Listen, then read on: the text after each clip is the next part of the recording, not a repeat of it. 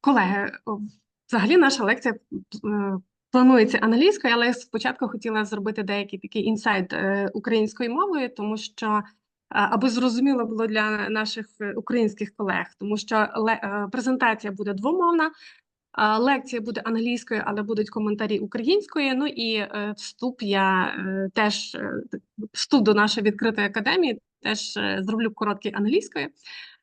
So, dear colleagues, students, and all listeners, today we start open, as you see on this presentation, open access lecture series, Beyond Academia, Higher Educational Establishment and Society Collaboration in response to Ukrainian cultural heritage crisis. This open access lecture series was established within the framework of the Data for Your project. This project running from November 23 till late April 25, and it brings together a dynamic consortium of 4 partners. So from us, from Lviv Polytechnic National University, it also includes Institute of Literature, Folklore and Art at the University of Latvia, Space for CC from Greece and Norway, and also the University of Ljubljana. So this project is supported by the European Union Erasmus program, and primary object of this Data for You project are to access measures taken by higher educational institutions and society in response to cultural heritage emergencies in Ukraine. Given the ongoing war in Ukraine, the Data for You project is designed to support cultural heritage data management, and for almost a year now we have been organizing various activities. For example, we analyzed in which way universities were involved in the process of preserving cultural heritage. So we plan that scientific paper will print during some period. It will be possible to discover all our results in this paper. Also, we plan to organize some like workshop for our students, some open lecture and also on-site lectures. Today we'll start with lecture Polina Verbytska, ex-chair but professor of Department History, Museology and Cultural Heritage at our university. And Polina Verbytska is going to speak with us about university's museums challenges in times of war in Ukraine. This topic is too close to my scientific interest, so probably later I will make some comments or some adding. I think I have a honor to introduce Polina Verbytska, and I think we will start. І декілька слів українською. Отже, ми сьогодні будемо говорити про ті виклики, які стоять перед університетськими музеями в Україні. Це лекція в рамках серії відкритих лекцій. Їх 6 буде онлайн, відповідно, кожен може долучитися. Так само буде 6 он-сайт в межах 4 партнерів, і в тому числі Львівська політехніка. Також я хочу нагадати, що зараз ми нашу лекцію організовуємо в рамках проекту Data for UA, який реалізовуємо уже майже рік, і він буде тривати ще до квітня 2025 року. Зрештою, я сподіваюся, що ви слідкуєте за нами в соцмережах і можете дізнаватися про це оперативно. Я зараз в чат надішлю таку, правила, кодекс етики про поведінку під час вебінарів. Він спочатку в тексті української, точніше англійською, потім українською. Ви маєте змогу з ним ознайомитись, ну і як ви з ним тобто, якщо ви прочитали і якісь там умови вам не подобаються, чи ви з ними не згодні, то відповідно ви можете не долучатися, але ми сподіваємося, звичайно, дуже, що цього не станеться, але наше завдання вас про це попередити. So, Поліна Вербицька, Поліна Васильівна, you can start.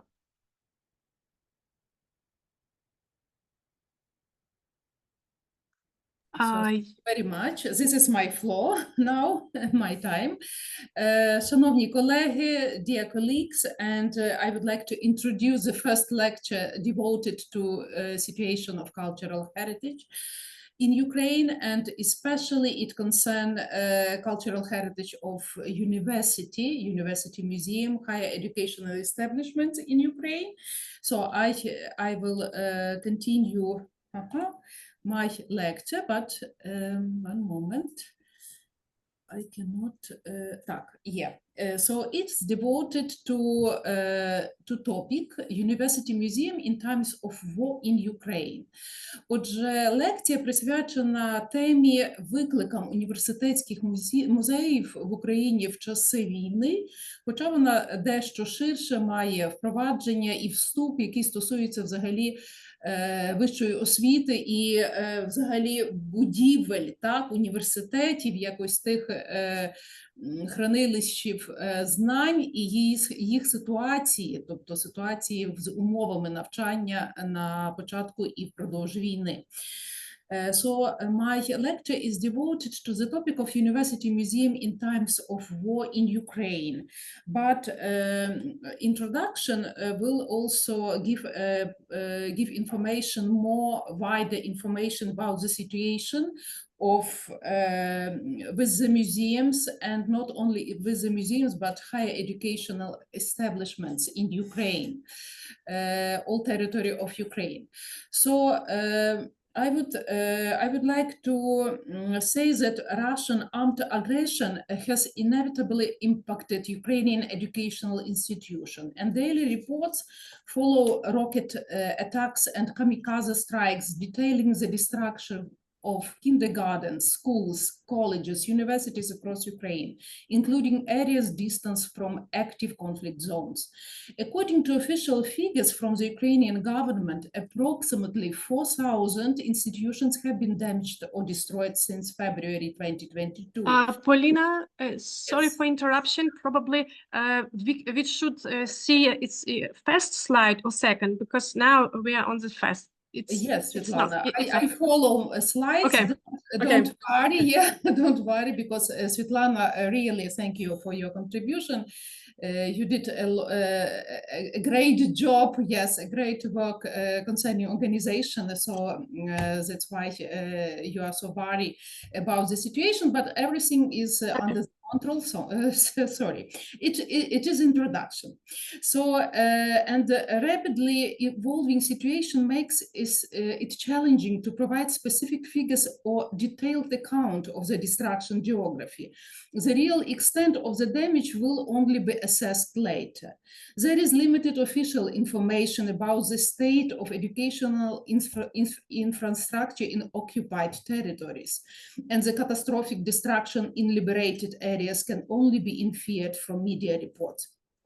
The largest amount of destruction and damage of their real estate objects were suffered by Kharkiv National University, named after Karazin, National University of Lviv Polytechnic, the State Tax University Irpin, Kharkiv National Pedagogical University, named after Grigory Skovoroda, Mariupol State University, Priazovsky Technical University, Mariupol, Luhansk Taras Shevchenko National University, National Aerospace University, named after Zhukovsky, Kharkiv Aviation Institute, and many other buildings. The main focus of the administration, of course, was the preservation of the life and health of students and teachers. Some members of the university community were forced to leave Ukraine with their children and work remotely from different parts of the world. And Ukrainian universities have suffered not only great material damage, but also irreplaceable loss of a significant part of the cultural heritage that University Museum acquired as a result of scientific research and educational practices. Immediately after Russian aggression in 2022, ICOM, International Council of Museums, denounced any damage posed to cultural heritage in Ukraine and urged relevant stakeholders to support museums and their staff. At the operational level, ICOM collaborated closely with Ukrainian and international stakeholders to meet the changes and to support Ukrainian museum with the necessary resources. They were convened during the General Conference of the International Council of Museums in August 2022 in Prague. During the event, Dr. Polina Verbytska, you see this main organizer of the lectures, she also representative from Lviv Polytechnic National University Department of History, Museology and Cultural Heritage, but also active member of umowach, ICOM, the Committee of University Museum in the International Council of the Museum. So Polina Verbytska at this meeting reported on the situation of university cultural heritage during the war, which took place at the panel of umowach in Charles University, Prague, during the assembly.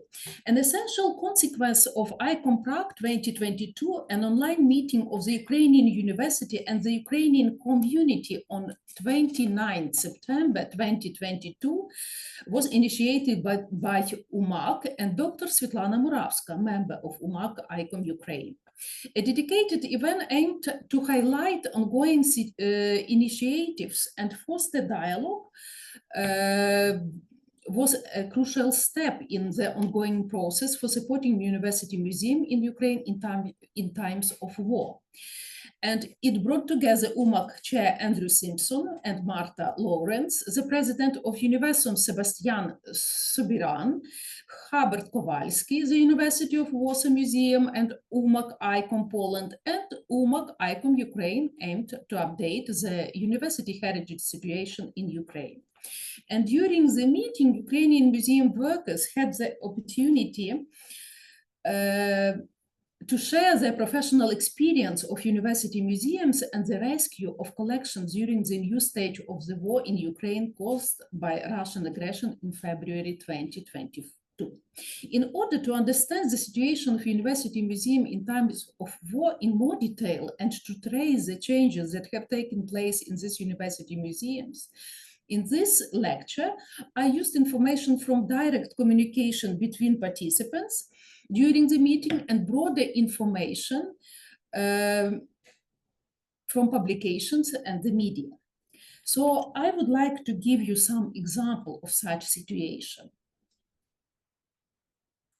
The Museum of Nature of Vasil Karazin Kharkiv National University, it is first case study. So the museum was founded 1807, is considered the official date of the opening of the Museum of Nature of Kharkiv National University.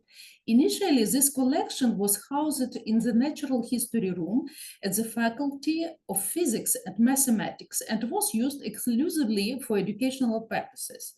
At that time, it included 3 expositions: zoological, paleontological, and minerals. Currently,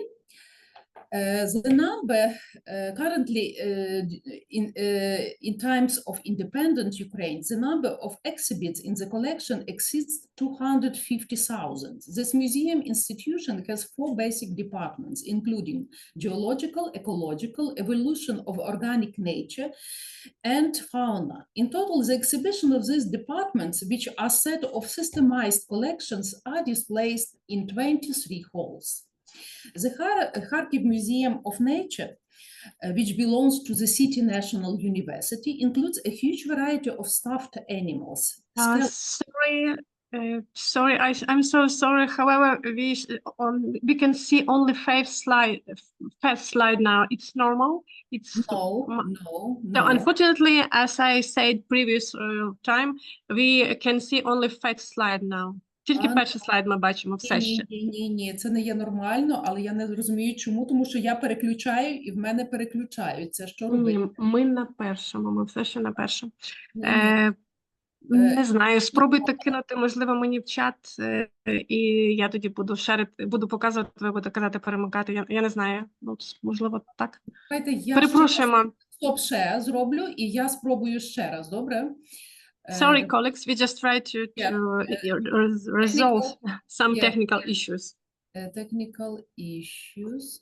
Чекайте, а що ж таке в мене? Добре. Technical issues. We will try again. Перший слайд. Бачите, перший слайд. А зараз ви... Ні, дійсно. Добре, я буду так переключати, якщо я... Так, вручну тоді спробувати перемикати. Так. Чекайте. Так, отак ви бачите другий? Так, бачимо тепер другий. Чудово. Окей. Отже, я дуже quickly I will show you some previous slides because it was opened in my computer but not for all audience. So just quickly, it's about the meeting. Yes, I mentioned meeting ICOM umowach 29 September 2022. And also the slides was shown, and I'm talking now about the situation about the Museum of Nature of Vasil Karazin Kharkiv National University. Do you see the slides? Yes, yes. Okay, fine. So I will continue. So Kharkiv Museum of Nature, which belongs to the City National University, includes a huge variety of stuffed animals, skeletons, skulls, models, and carcasses of mammals and birds. It also exhibits plaster casts of extinct animals. The largest collection of monkeys in Ukraine also attracts visitors' attention. And the activities of this scientific institution before the war were quite diverse.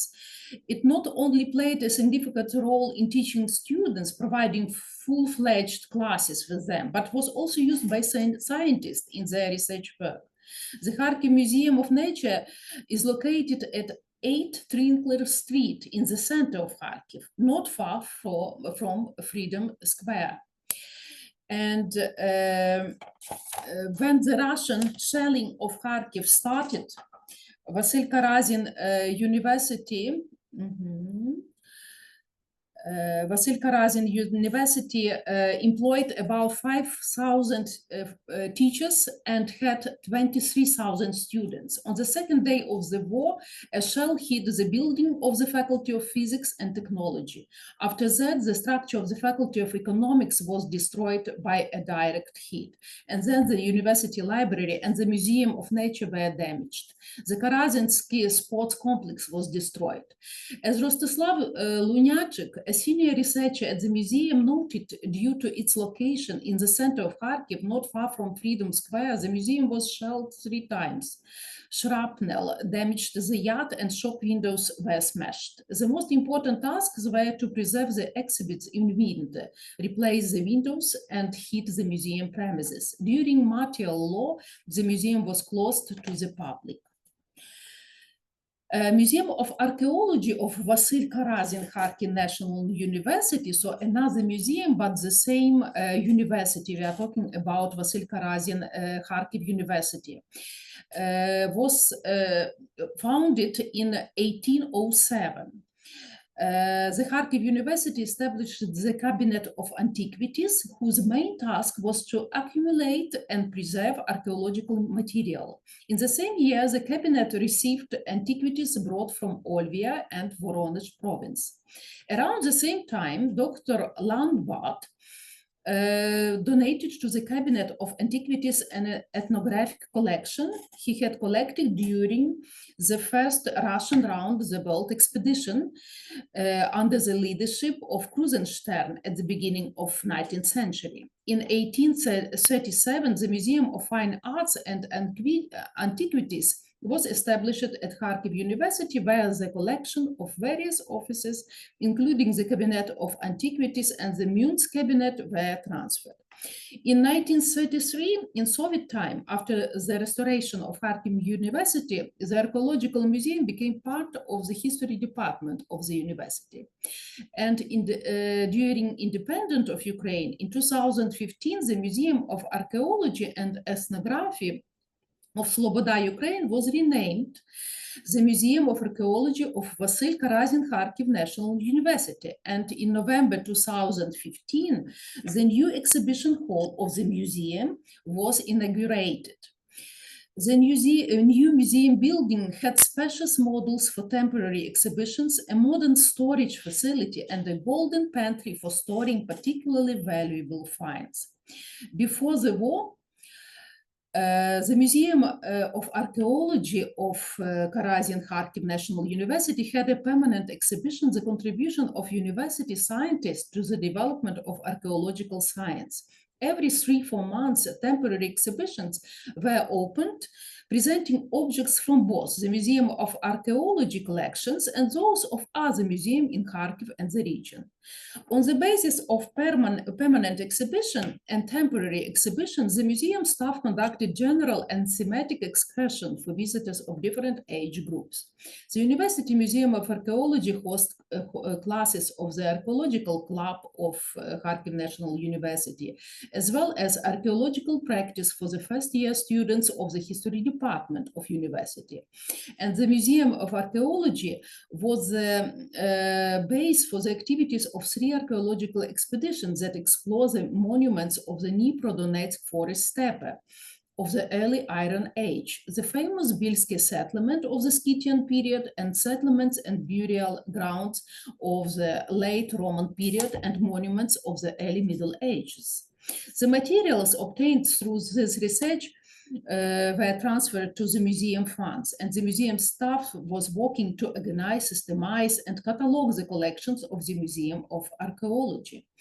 According to the museum director Irina Shramko, until the full-scale invasion, the museum had a well-developed infrastructure, a modern exhibition hall, several storage facilities, separate rooms for employees, an archive, a library, and a restoration workshop. Several Russian aggressor strikes damaged the museum collections. After a missile strike in March 2022, the basement of the university building was flooded, damaging the exhibits stored in the basement. The windows in the building on Trinkler Street were smashed by the bombing. The building was also damaged for the first time when the House of Soviets was shelled in early March 2022. As Irina Shramko noted, the spring of 2022 was the most challenging period in the museum life. Many employees evacuated. In April 2022, a shell hit the museum courtyard. The library was damaged and the shells were smashed. To protect the windows from the cold and moisture from the street, they covered them with oilcloths, sleeping bags, and whatever expedition equipment was at hand. As winter approached, the windows needed to be closed, and the museum staff turned to international partners for help with repair materials. By early summer 2022, most affected collections were dried and repacked. Humidity and temperature in the storage facilities were maintained at the required level. Thanks to international partners, the museum also received scanners which allowed to begin full digitalization of documents, collections, films, and artifacts. Today, real archaeological finds have been removed from the exhibition. Instead, models are on display. However, the doors of the museum are open to visitors. Work with school children of Kharkiv region does not stop. The museum organizes excursions for school children and other visitors. A metro school can come because it's close and safe. I mean, metro school, underground school there is in Kharkiv is opened underground schools. So we can see some pictures from of this great work has done, and also staff, university museum staff doing this work, of course, thanks to international support. Another case concerns museum complex of Grigory Skovoroda Kharkiv National Pedagogical University. And Vitaly, you can see the museum Skovoroda, yes, and also the museum of Skovoroda was destroyed, completely destroyed. But Vitaly Turkan, director of the museum complex of National University, Pedagogical University in Kharkiv, named after Grigory Skovoroda, its famous Ukrainian writer. So he noticed that the university was already in the epicenter of the fire in March 2022 during the bombing of the university. And new attack took place on 6 July 2022, which significantly damaged the main building, the library, the premises of one of the faculties, and the editorial office of the university newspaper. You can see this damage. The Museum of History was destroyed by 70%. In response to this devastating event, the museum staff initiated the project World Science and Natural History Museum Online. And this significant project aimed to introduce students, teachers, and researchers to the expositions of world science and natural history museums through virtual tour services available on Google Maps and Google Earth. The next university we are talking about, it is Nizhyn Museum Complex of the Nizhyn University, named after Gogol State University. It is impossible to imagine the development of the tourism industry in Nizhyn in the 21st century without the participation of the museum complex of the Nizhyn Gogol State University. Visitors from all over Ukraine had always marked the university museums on the map of their must-see stops in Nizhyn. The museum complex of this university consists of 7 museums. Mykola Gogol's room, so I mentioned it is famous Ukrainian writer.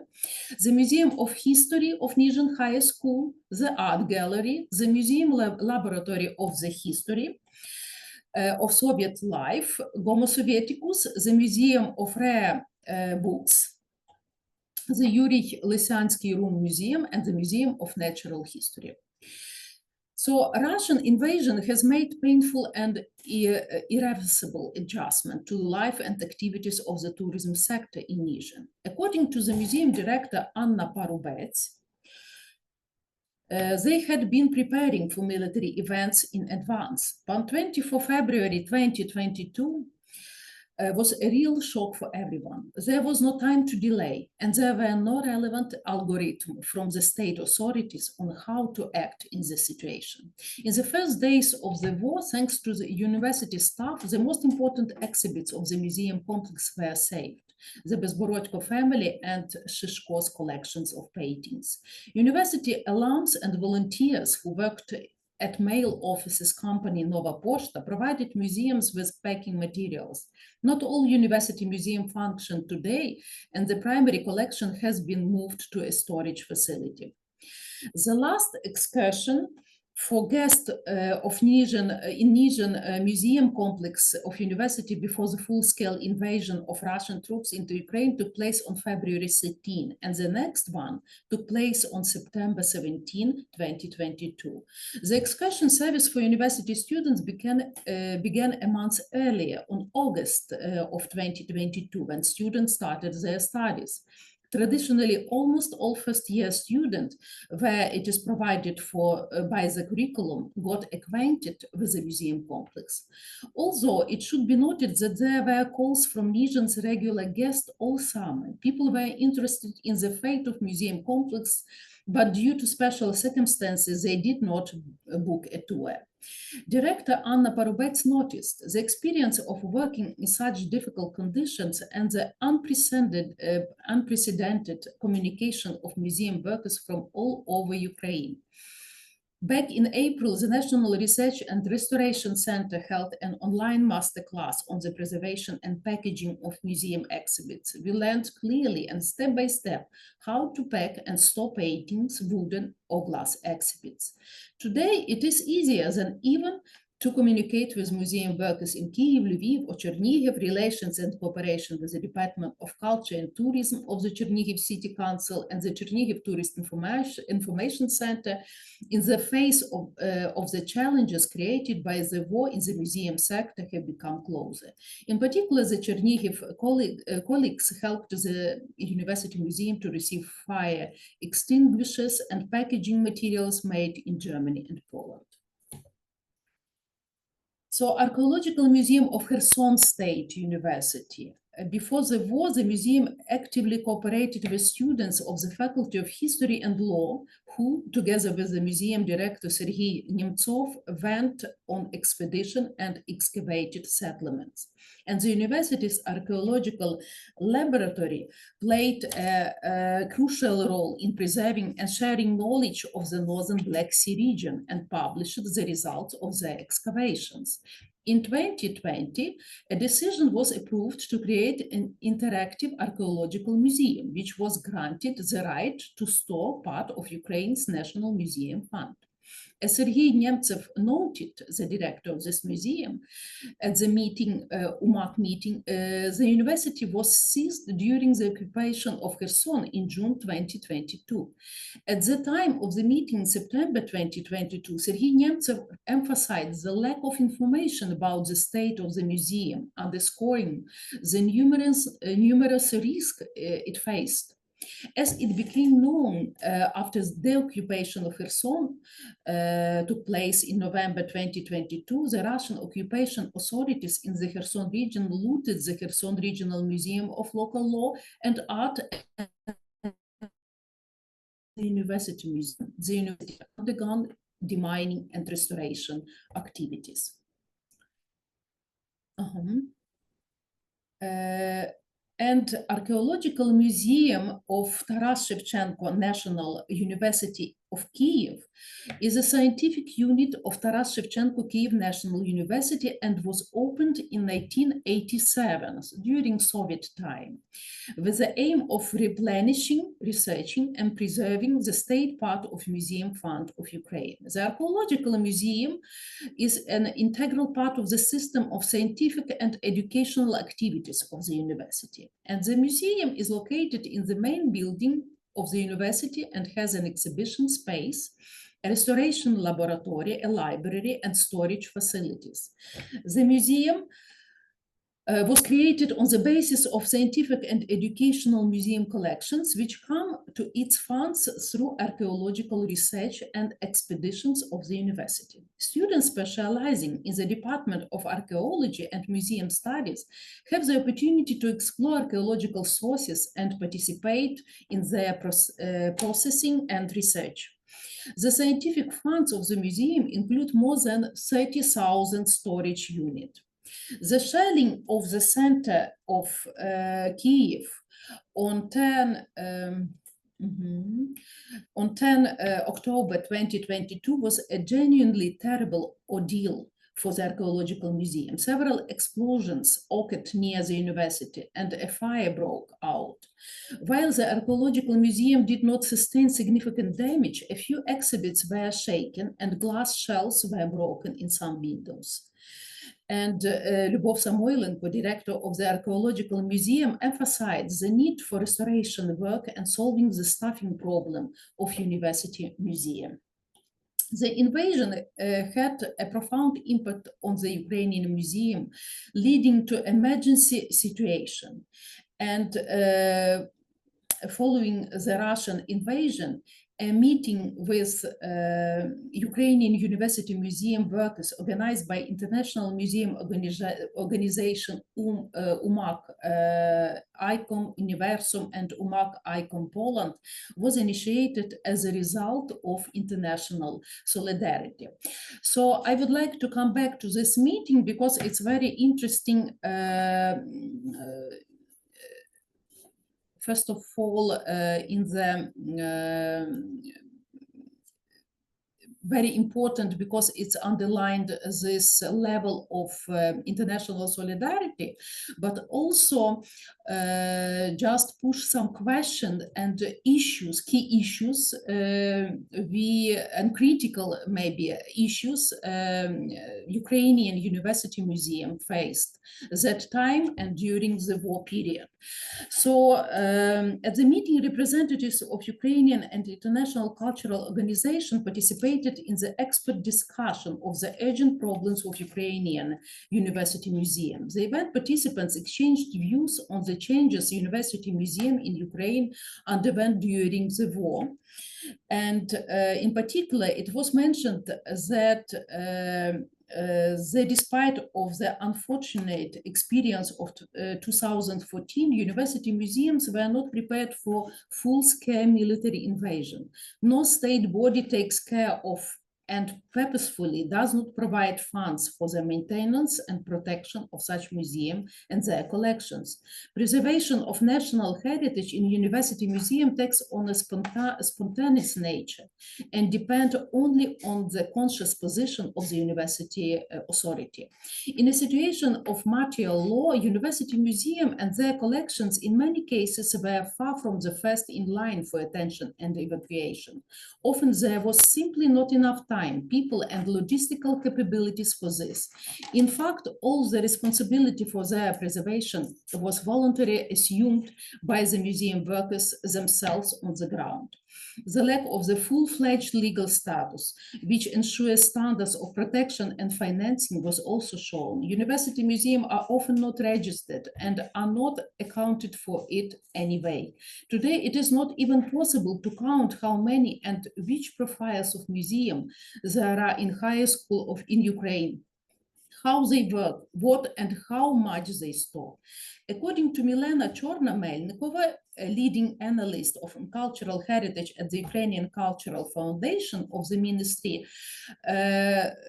of Culture of Ukraine and the expert of the working group on preserving the cultural heritage of Ukraine and the European Commission, the problems of Ukrainian museums during the war are related to the loss of professionals and collections, evacuation of museum, and low salaries of museum workers.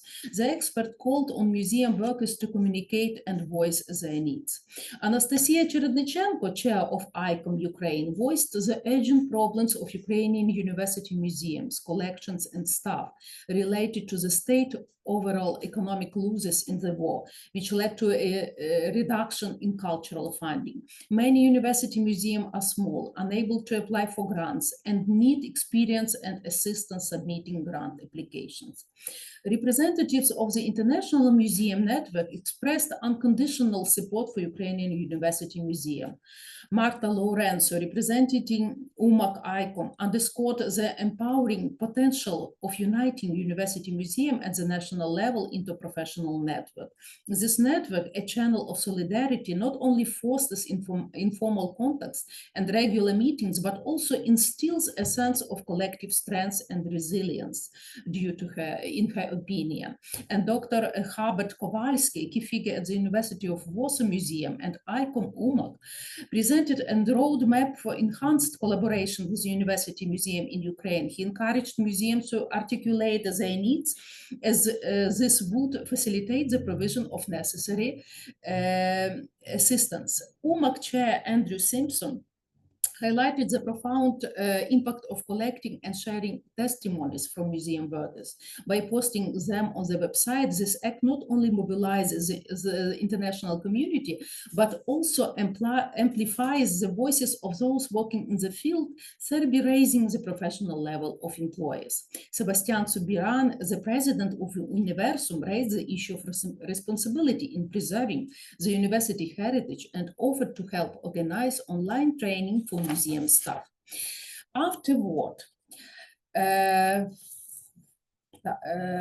Yes, so after the meeting, thanks to the significant humanitarian aid received by the museums from various organizations in Ukraine, Poland, Germany, Switzerland, and other countries, work with the collections continued, and it became possible to begin the conservation of objects. There are some examples of such fruitful international cooperation.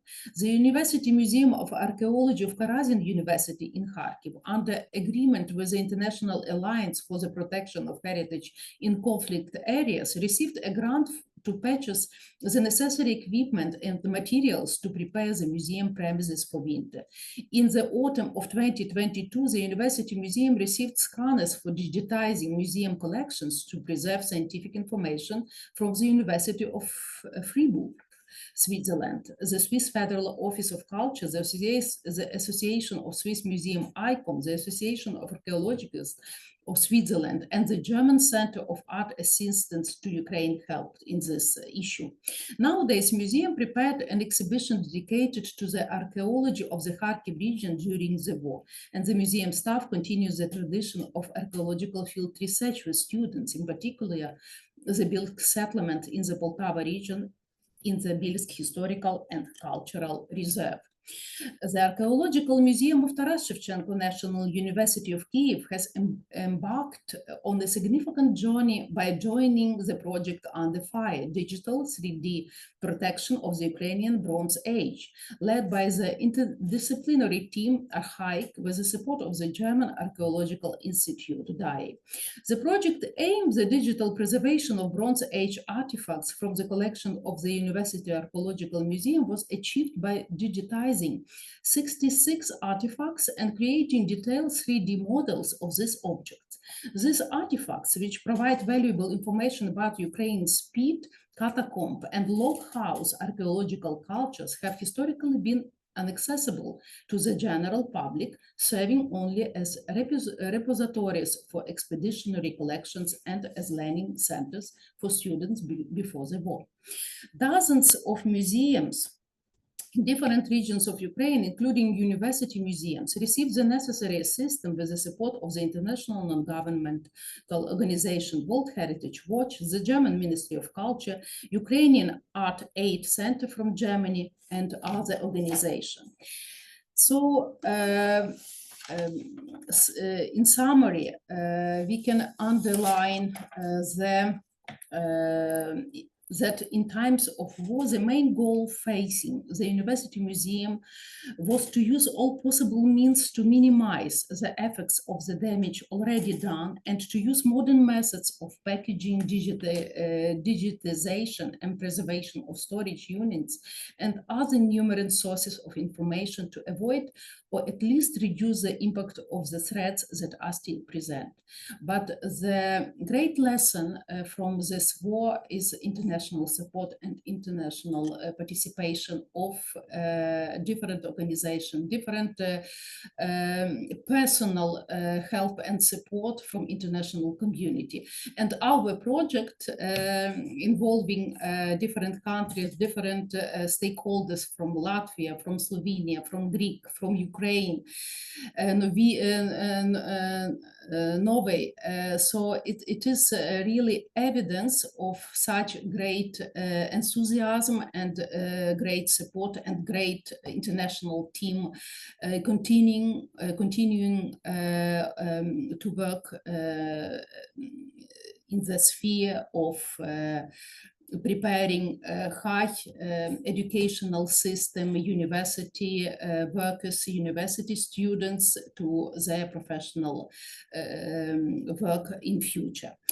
And I would like to thank you for your attention because it's too long speech. And also I would like to present you some literature references you can use, and you can also be acquainted with the meeting of umowach on YouTube channel. It is active, and I'm open for discussion, further discussion to your question.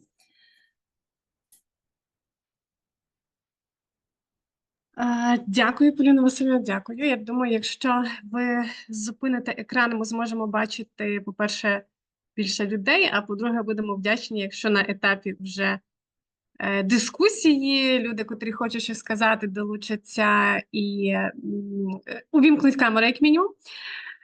So thank you for our international partners. Thank you, Rita, Alina. I do thank you for your support. But I think it would be better when we'll speak in Ukrainian, just for better understanding our students and all listeners.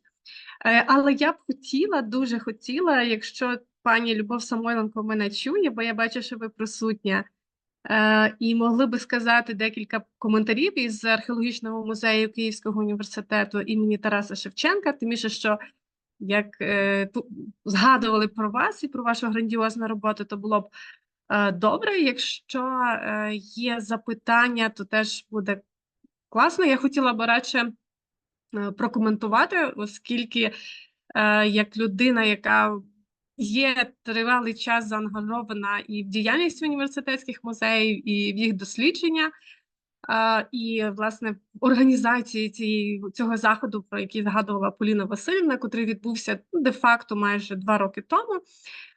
Насправді, цьому теж є теж коротке відео, але про інше, де я пояснюю, чому ця ініціатива, яка насправді була така ніби непогана, не увінчалася успіхом. Доки Поліна Васильівна говорила, я навіть себе на комп'ютері відкрила Google Диск, аби переглянути, тому що за результатами цієї зустрічі, яка от відбулася в вересні 22-го року, вона насправді була така вражаюча значною мірою, і до мене дуже багато було писало міжнародних партнерів, учасників цієї зустрічі, і не тільки там про прагнення допомогти. І ми намагалися це звести до єдиного якогось алгоритму, і оскільки стояло також питання фінансів, то логічно, що було визначено, що передусім музейники з університетських музеїв, з тих районів, які безпосередньо знаходяться в зоні бойових дій, які піддаються атакам, можуть звернутися за такою допомогою. Але хоча було присутньо, я боюсь помилитися, але, напевно, більше 50 учасників мала ця зустріч. Можу помилитися, але це не є так принципово. Але відгукнулося і надіслало ті супровідні документи, які було потрібно, тільки представники 8 музеїв, в тому числі вони надсилали. Але їм потрібно було чітко визначити, що потрібно і для чого. Ну, тому що це ж, власне, згодом пані Любов Самойленко написала, що вона зараз спробує перепідключитись на телефоном, аби щось нам прокоментувати.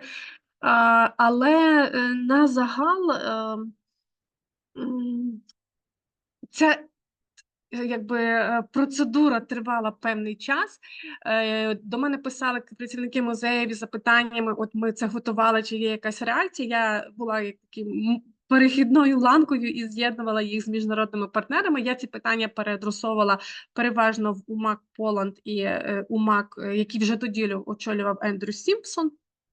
Але відповіді достеменно я не отримала, і згодом, коли вже я мала зустріч з Губертом Ковальським через рік на одній, фактично, на одній із конференцій, то він так пояснював, що це певними фінансовими чинниками, тому що, я так розумію, була певна домовленість про те, що це буде фінансувати, зокрема, УМАК Поланд, але зрештою цього не було зроблено. Тобто це було через певні такі недомовленості всередині організації, але для мене це було певною мірою, можливо, розчарування, тому що було чимало зусиль, аби це зорганізувати, але це не дало належного ефекту. Хоча, напевно, в нас в житті так часто трапляється, що є якісь речі, які ми робимо, вони не дають належного зусилля, тоді ж належних результатів, але це не є приводом для того, що ми перестали це робити. Принаймні так виглядає. Пані Любов Григорівна, якщо я не помиляюся. Любов Григорівна, можете нам щось прокоментувати?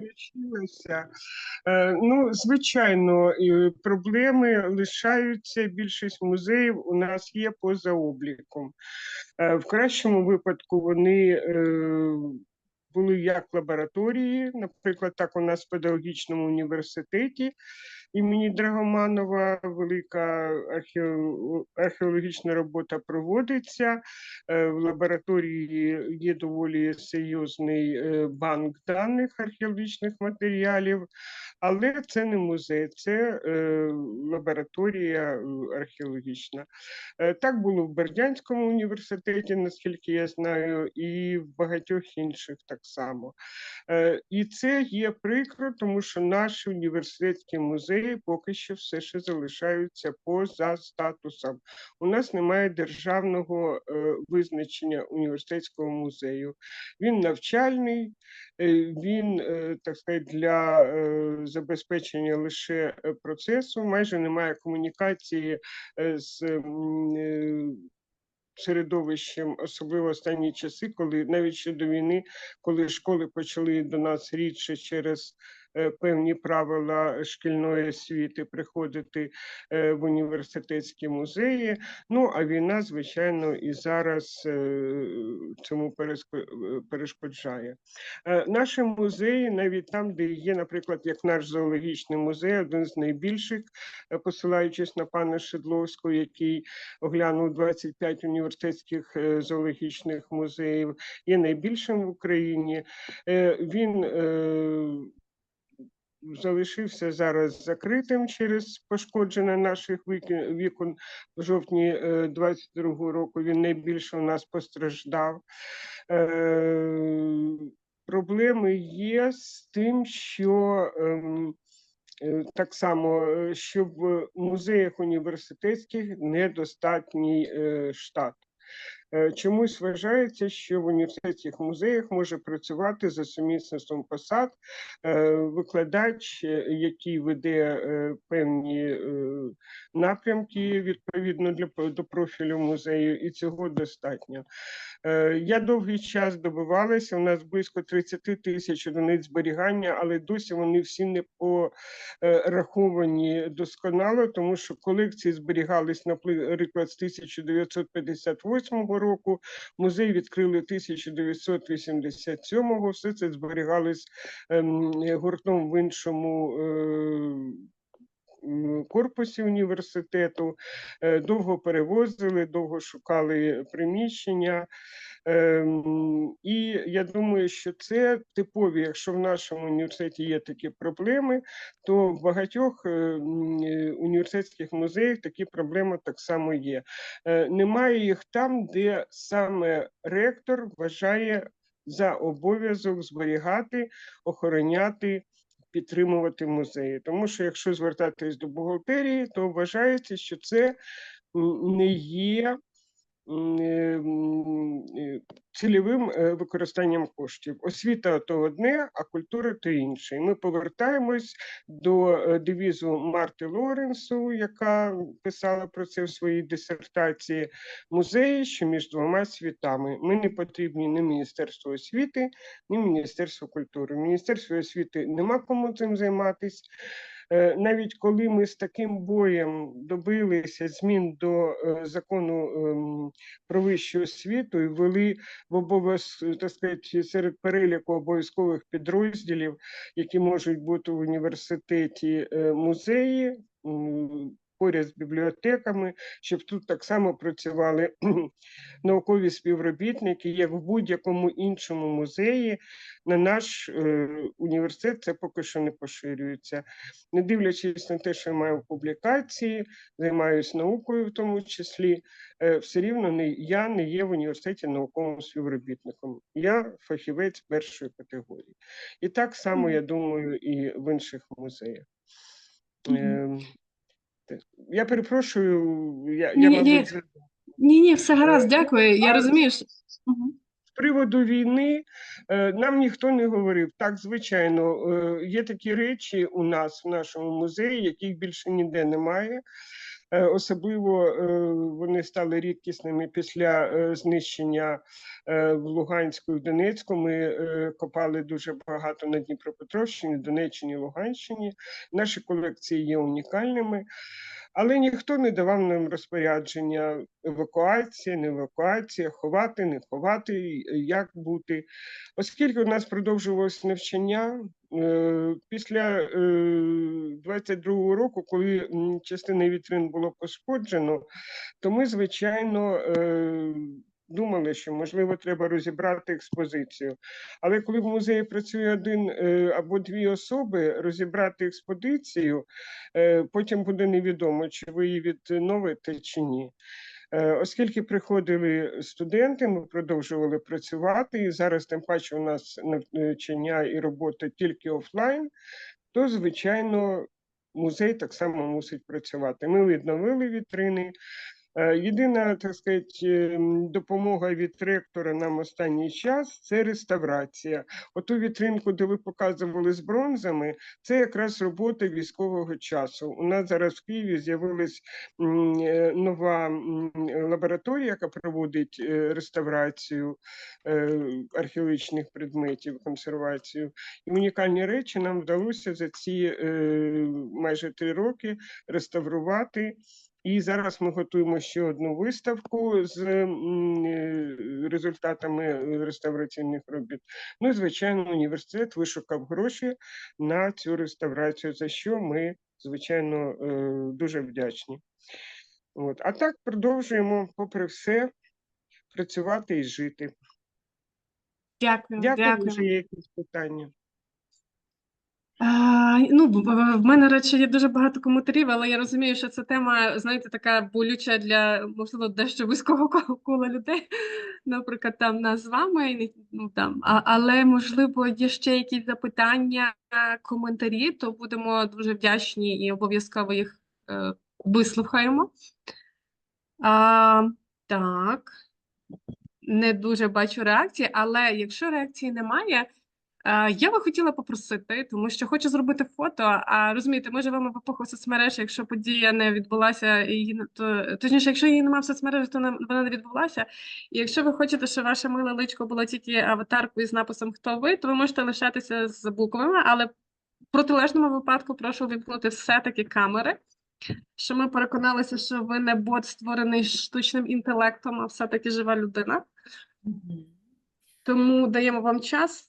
А я тоді прокоментую, якщо можна. Я дуже вам дякую, пані Любов, тому що ви були і свідком, так, і безпосереднім, власне, стейкхолдером. І щиро дякуємо за те, що ви вживу поділилися, так, цими болючими темами долі університетських музеїв і університетського музею, власне, університету Тараса Шевченка. Тут дуже багато проблем, які порушуються і будуть порушені і вирішені, можливо, після війни. Це теж на порядку денному.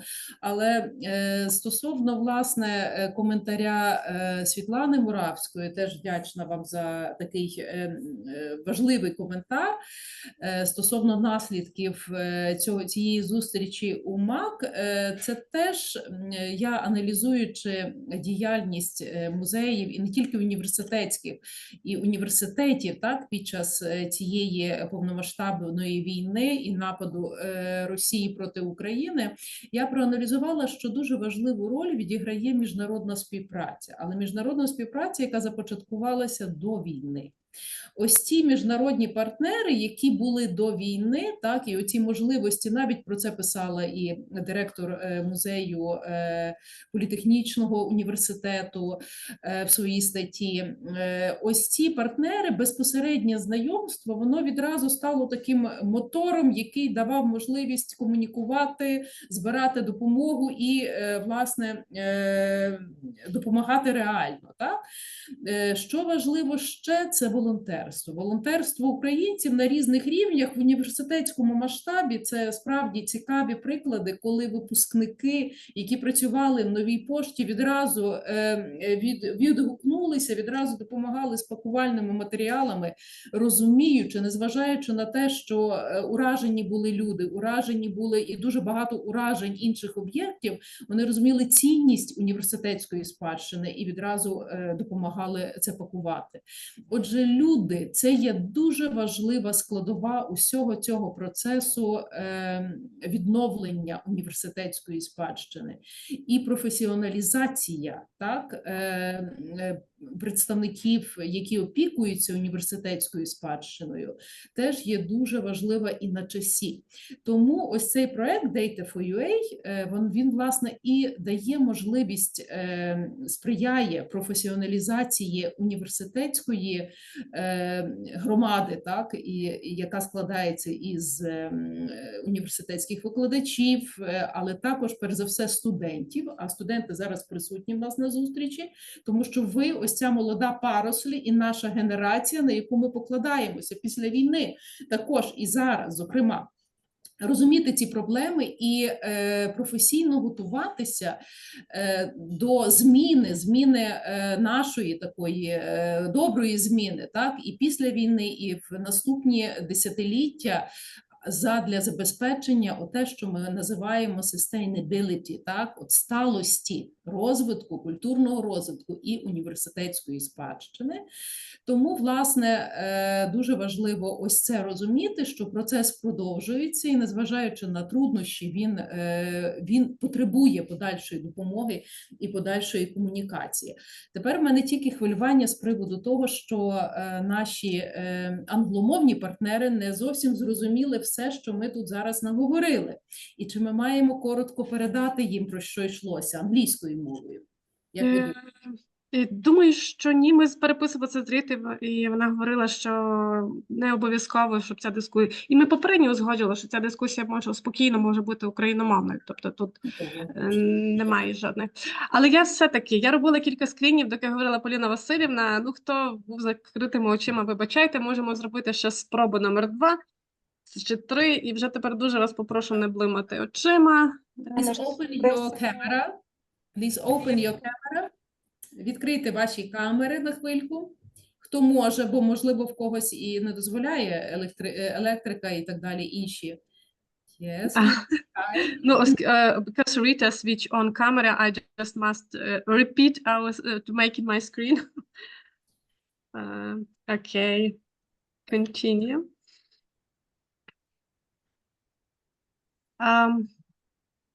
So, thank you for all of us. Дякую усім. Вже наступного тижня я збираюся говорити про теж частково про музеї, але менше про ті зміни, які відбулися в українських університетах, які готують фахівці з музеєзнавства, з управління культурною спадщиною.